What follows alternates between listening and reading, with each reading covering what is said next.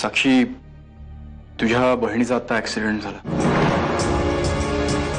ती मंदिरातून निघताना तिला ट्रकने धडक दिली. तिला मार लागला, ती बेशुद्ध पडली तिथेच. तिला आता हॉस्पिटलमध्ये ऍडमिट केलंय. हॅलो हॅलो, वहिनी साहेब.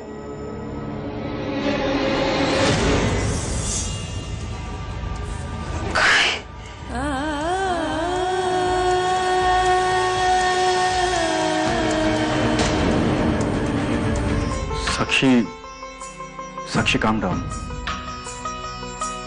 मी जातो, मला ड्रायव्हरचा शोध घेतला पाहिजे. येस हा.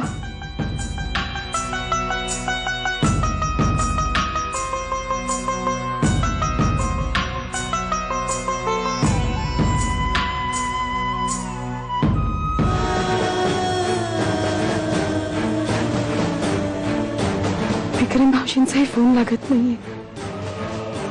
काय करावं आम्ही? रणवीर दासांना फोन करू, पण ते येतील का? नाही, नको. आता आमच्याकडे विचार करायलाही वेळ नाहीये. आम्हालाच काहीतरी करायला हवं.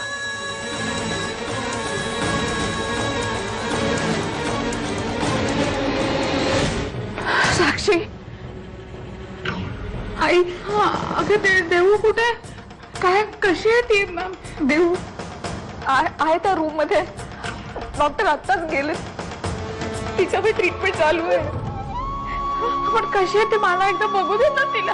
नाही, कुणाला आतमध्ये पाठवत नाही तरी डॉक्टर. अगं पण मग तू ये ना. तू काका सांग ना प्लीज. तू बस रे. वहिनी बस तू.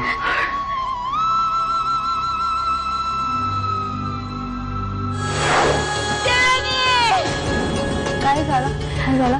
Doctor, doctor.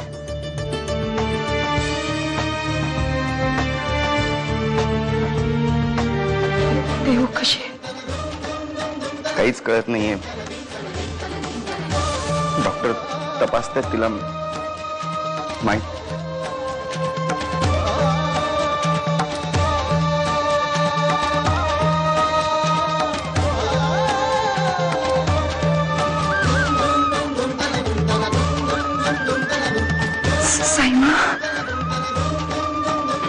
साईमा बाजूच्या वॉर्ड मध्ये. हा धक्का त्यांना सहन झाला नाही. त्या बेशुद्ध पडल्या म्हणून.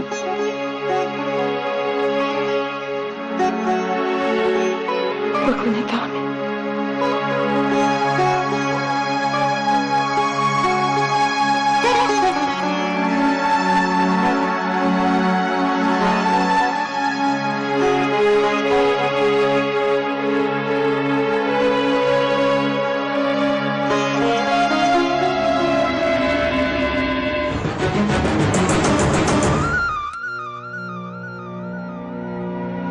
डॉक्टर, काय झालं? कशी आहे देऊ?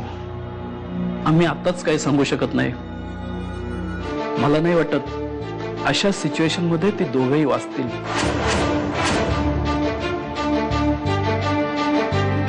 दोघंही म्हणजे?